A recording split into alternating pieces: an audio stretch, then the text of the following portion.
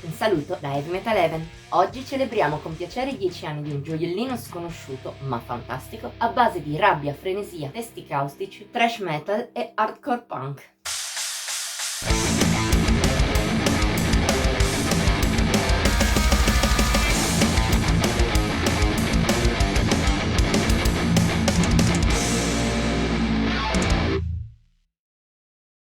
Se svolgi un compito come quello del recensore, tra i dischi che ami non ci saranno solo quelli che hai scoperto di tua volontà. Alcuni ti pioveranno addosso e ascoltarli da un lavoro diventerà un piacere. Per chi ha scritto queste parole è il caso di Alla Deriva, primo e finora unico full length dei Collapse. Ce ne siamo occupati all'inizio del 2015 sulla vecchia webzine, sotto richiesta della stessa band. Tuttavia, all'epoca ci aveva colpito così tanto da continuare ad ascoltarlo anche dopo la recensione, fino al punto di recuperarlo in CD. Del resto si tratta di un disco davvero grandioso, anche a 10 anni esatti dalla sua uscita.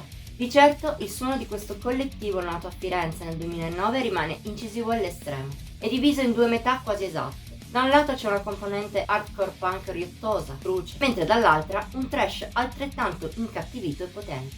Si tratta di un mix molto frenetico. I rallentamenti sono presenti, ma non troppo, e ogni tanto il tutto viene arricchito da influssi crust e persino da un vago retrogusto death. Non manca però una componente più tradizionale. A tratti i riff di Emilio assumono un gusto heavy classico, spesso di origine new wave of British heavy metal, seppur la componente thrash e il dinamismo siano sempre preeminenti.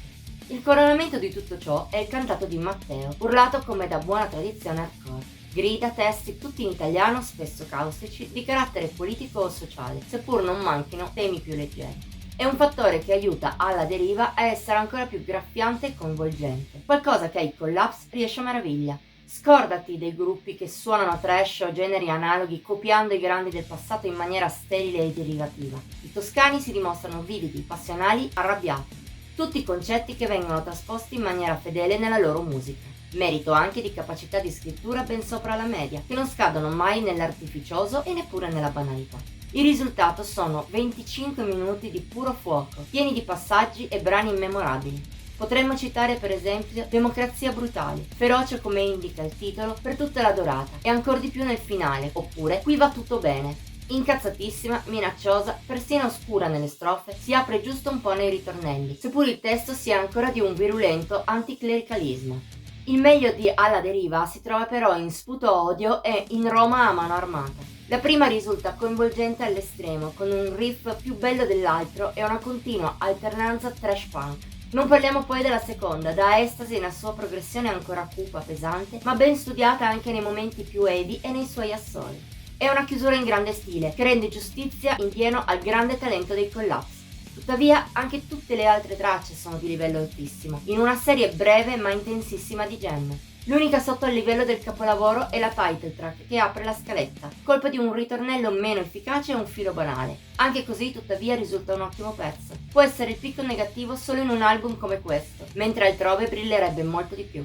Anche questo è indicativo di quanto Alla Deriva sia splendida, come è indicativo il fatto che se proprio si vuole trovare un vero difetto è la lunghezza ridotta. Di musica così ne vorresti di più. È anche per questo che è davvero triste pensare che il disco sia così sconosciuto, come del resto lo sono i Collapse, che di loro non danno segni di vita dal 2020.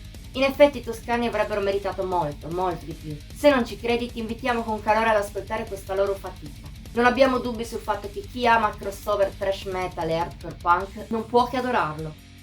Voto di Heavy Metal Eleven 93 su 100.